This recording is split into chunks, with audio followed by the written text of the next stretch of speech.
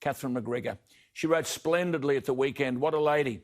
If you haven't read it, you should. It was a feature piece in the Australian newspaper, quote, "Hope still springs eternal in this year of the infernal." And she talked about the poetry and literature in the European summer of 1914, where she said Edwardian England basked in gentle summer twilight, garden parties and cricket. She refers to the beautiful elegiac writing by Christopher Sanford, The Final Over. And as Catherine wrote, one Nottingham player was batting. When he was advised he'd be required for service, he politely requested to face one final over before departing. He was killed before the end of the year. In fact, 210 professional cricketers signed up to fight in 1914. 34 were killed. The point that Catherine was making is that, quote, "Currently the world appears to be descending into disorder." She says we're limping into a new Westphalian era of war, pestilence and plague. She writes, and in relation to that Westphalian, it's a term used in international law where each state has sovereignty over its own territory and domestic affairs. And as she writes, who saw this coming even a decade ago? So as I said yesterday when we talked about the Olympics and a couple of weeks ago about Lleyton Hewitt winning the US Open, defeating the great Pete Sampras, as Catherine McGregor says, not a cloud then on the geopolitical horizon. A new century beckoned. She writes, no masks, no lockdowns, no self-important state leaders assuring us that you had to be cruel to be kind. Yes, she said, it's been an appropriate week to reflect on the past. Let's do that. And Catherine McGregor joins us. Catherine, I say it over and over again, congratulations on beautiful, beautiful writing. Look, before we get on to that, can I ask you a question just out of left field? Donald Trump today and Israel and the Middle East, further members of the Arab community coming towards Israel, a peace. If this was anyone else, it'd be all over the world, lauded as a magnificent diplomatic triumph. What do you make of it? Well, it's strategically significant. Clearly, Israel remains at some threat from Hezbollah and other actors animated by the Iranian Revolutionary Guards. But by aligning these Sunni states, the Gulf states and others, what he's done is he's leveraging a Sunni alliance against the dominant Shia power in the region, and I think it's strategically prudent. It honours a promise he made, by the way, back during the campaign, that he wanted to end these endless wars.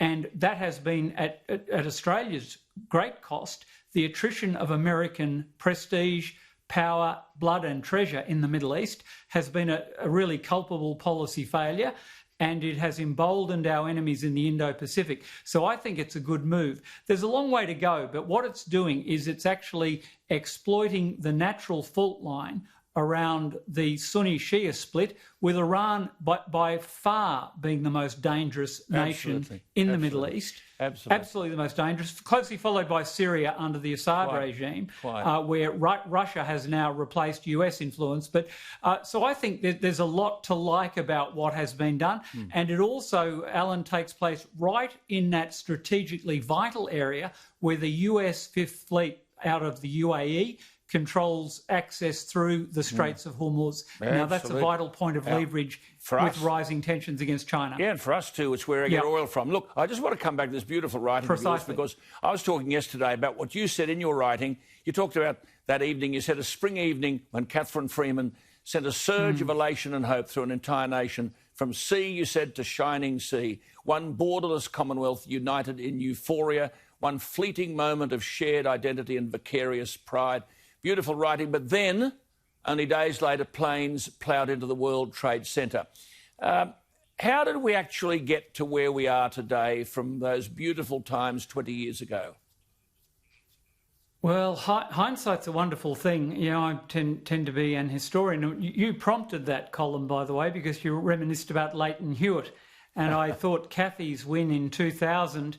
And then Lleyton, it was days after Lleyton Hewitt won the US Open, when he rinsed Sampras, as you remember, and no sooner, and it felt to me as though the Freeman win and Hewitt's win bookended a kind of an extended golden era for Australia. We'd had, you know, I said in the piece, you know, the most acrimonious disputes we'd had were about the GST. Yes. You had Labor being led by, you know, a civilised, decent man, a man of intellectual curiosity and moral seriousness in Kim Beazley, and the level of hatred and the revolving door of leadership in our domestic politics all lay ahead. And since 9/11, it just feels as though something has changed. We've been constantly at war. We've been vigilant about terror on our own doorstep and in our own streets. And, this latest business with the lockdowns and the dissolution of the Commonwealth, for all intents and purposes, behind border closures, you look back on that era and it's like, I quoted Larkin, whose poetry I love about that era, "Never such innocence again," he said. And it feels as though that was the end of our innocence. Well, just to answer your own question, was it inevitable we'd find ourselves in such circumstances as prevail today? Well, historians, and I'm trained predominantly as a historian, always say it's inevitable after it's happened, Alan, but no, it wasn't. I think policy failures in the West particularly, I think we overestimated the democratising effect of capitalism on the People's Republic of China. In 2000, which coincides with the events we're talking about, in its dying days, the Clinton administration got China into the WTO. Everyone thought that would have an inevitable liberalising effect on China, where in fact it has become wealthier but more despotic, and that was seen as an almost intractable, insoluble paradigm. You had Francis Fukuyama and others talking about the end of history. The great Soviet threat was gone. We'd intervened in Kosovo through NATO, and there was an era. Australia had gone into Timor with a multinational coalition, and there seemed to be a kind of an optimism that essentially a global order around liberal values would emerge, and the era of great state-on-state rivalry was in the dim, distant past. And you had Fukuyama, who, by the way, is a good scholar. He looks silly calling it the end of history now, but he was a respectable and remains a respectable thinker, but that looks very badly wrong with hindsight. And look, 2016, Alan, we signed, we called a strategic partnership with Beijing. Yes, we still saw an optimistic future there. That's not that long ago. No, not that long ago. Well, look, it's a big issue. We've talked about it before. We will resume with that again next week. But look, congratulations on a glorious piece of writing.